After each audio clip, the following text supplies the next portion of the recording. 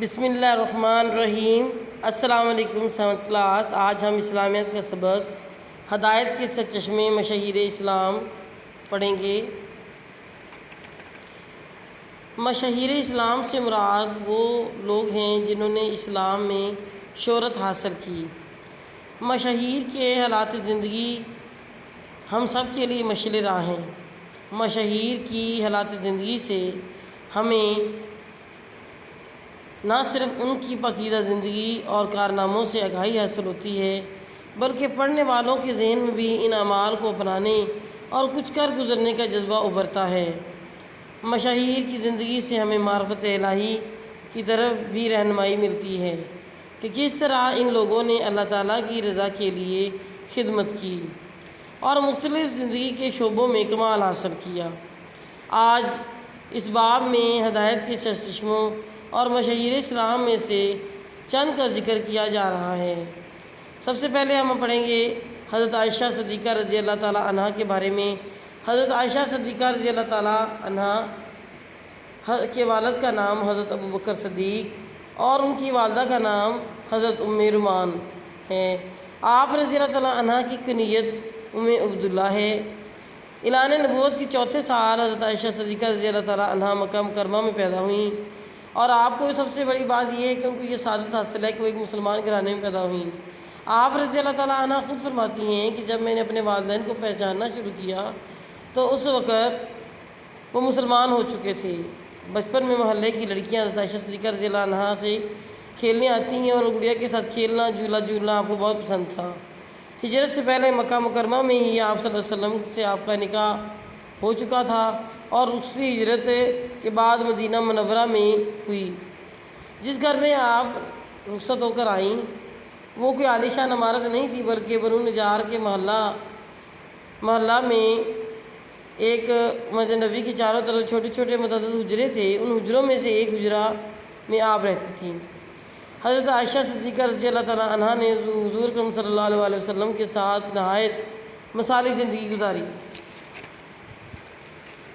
رسول اکرم صلی اللہ علیہ وسلم کی تعلیم و ارشاد کی مجلسیں روزانہ مسجد نبی میں ہوتی تھیں، اور آپ رضی اللہ عنہ کا حجرہ چونکہ مسجد نبی کے ساتھ تھا اس لیے آپ گھر سے باہر جو بھی آپ صلی اللہ علیہ وسلم گھر سے باہر جو بھی درس دیتے تھے وہ آپ رضی اللہ تعالیٰ عنہ اس میں شریک رہتی تھی۔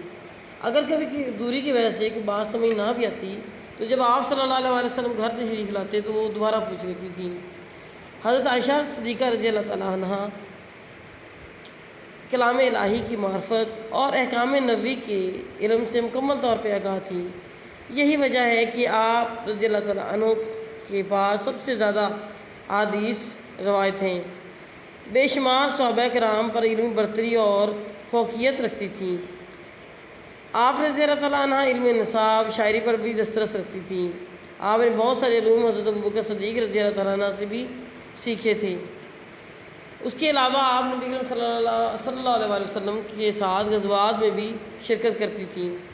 عبادت الہی میں اکثر مصروف رہتی تھیں۔ نماز پنجگانہ اور تہجد کے علاوہ چاشت کی نماز بھی ادا کرتی تھی۔ اکثر نفلی روزے بھی رکھتی تھیں۔ رمضان المبارک میں نماز تراویح کا خاص اہتمام کرتی تھیں۔ حضرت عائشہ صدیقہ رضی اللہ تعالیٰ عنہ کا اخلاق نہایت بلند تھا اور وہ نہایت سنجیدہ، فیاض، عبادت گزار اور رحم دل تھیں۔ غیبت اور بدگوئی سے بچتی تھیں۔ شجاعت اور بہادری کی صفات میں بے مثل تھیں۔ جب مسلمانوں میں غزوہ احد میں اضطراب برپا ہوا اور آپ اپنی کمر پر مشک لاد کر زخمیوں کو پانی پلاتی تھی اور دل میں اللہ کا خوف اور خشیت رکھتی تھیں، خدمت گزاری کے لیے اگرچہ گھر میں کام والی موجود تھی، خادمہ موجود تھی، لیکن حضرت عائشہ رضی اللہ تعالیٰ عنہ اپنے کام خود کرتی تھیں۔ جب کوئی مہمان آ جاتا تو مہمان نوازی بھی کرتی تھیں۔ حضرت عائشہ صدیقہ رضی اللہ تعالیٰ عنہ کو مسلمانوں میں بڑی مقبولیت حاصل تھی۔ آپ رضی اللہ تعالیٰ عنہ چونکہ رسول اکرم صلی اللہ علیہ وسلم کی زوجہ محترمہ ہونے کی وجہ سے تمام مسلمانوں کی ماں ہیں، اس لیے حجاز، شام، عراق اور مصر میں ہر جگہ ماں کی طرح مانی جاتی تھیں۔ اکابر صحابہ کرام رضی اللہ تعالیٰ عنہ زندگی کے ہر شعبے سے متعلق ان سے رہنمائی اور مشورے لیا کرتے تھے۔ خلفائے راشدین اور اپنے دور اقتدار میں حضرت عائشہ صدیقہ رضی اللہ تعالیٰ عنہ کا ہر طرح خیال رکھتے تھے۔ حضرت عائشہ صدیقہ رضی اللہ تعالیٰ عنہ 17 رمضان 58 ہجری کو رات کے وقت وفات پائی۔ اس وقت آپ رضی اللہ تعالیٰ عنہ کی عمر 67 برس تھی، اور آپ رضی اللہ تعالیٰ عنہ کی نماز جنازہ حضرت ابو ہریرہ رضی اللہ تعالیٰ عنہ نے پڑھائی، جو ان دنوں مدینہ منورہ کے قائم مقام حاکم، اور وصیت کے مطابق انہیں جنت البقیع میں رات کے وقت دفن کیا گیا۔ عصر حاضر کی بچیوں اور خواتین کے لیے آپ رضی اللہ تعالیٰ عنہ کی زندگی مکمل طور پر بہترین نمونہ اور مشعل راہ ہے۔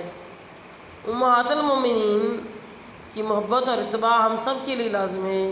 اس عمل کے ذریعے دنیاوی اور اخروی نعمتیں اللہ تعالیٰ کی بارگاہ سے حاصل ہوں گی۔ آپ سب بچوں نے اس سبق کی توجہ سے ریڈنگ کرنی ہے، پڑھائی کرنی ہے، پھر اس کے بعد ہم اس کے مشقی سوالات حل کریں گے۔ السلام علیکم ورحمۃ اللہ وبرکاتہ۔